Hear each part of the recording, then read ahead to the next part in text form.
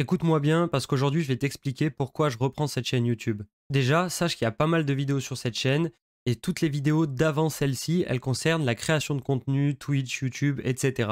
En gros, le sujet de cette chaîne maintenant, ce sera plus trop ça, même si finalement ça reste mon métier à côté.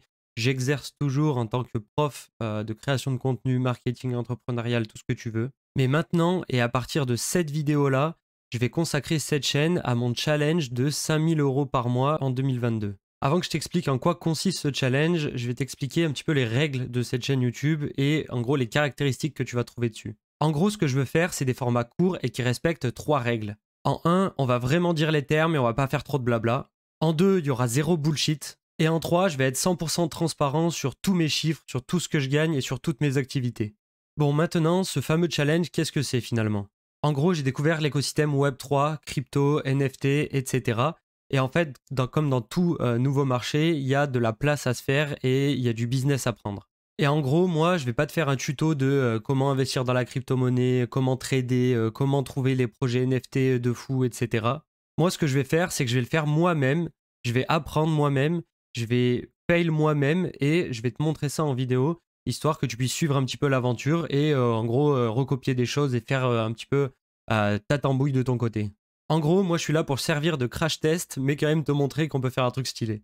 Et en gros, le challenge, il va reposer sur trois piliers parce que forcément, pour faire 5 000 € par mois d'ici fin 2022, il va falloir activer plusieurs leviers. Et moi, j'aime bien le chiffre 3, du coup, j'ai choisi trois activités qui vont me permettre de faire de la tunasse. Donc en un, il va y avoir tout ce qui va être attrait à la création de contenu, du coup cette chaîne YouTube et d'autres petits endroits où je crée du contenu.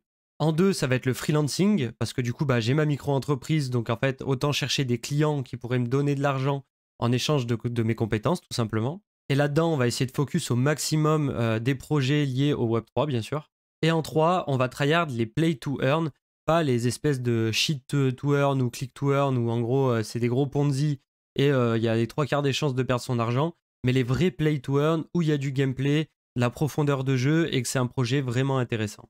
Je viens de t'expliquer que ce projet, il est sur 2022, mais tu vas me dire, Quentin, c'est con, on est déjà en mars. Et oui, on est déjà en mars, mais en fait, j'ai pas fait de vidéo avant, parce que j'ai eu la flemme.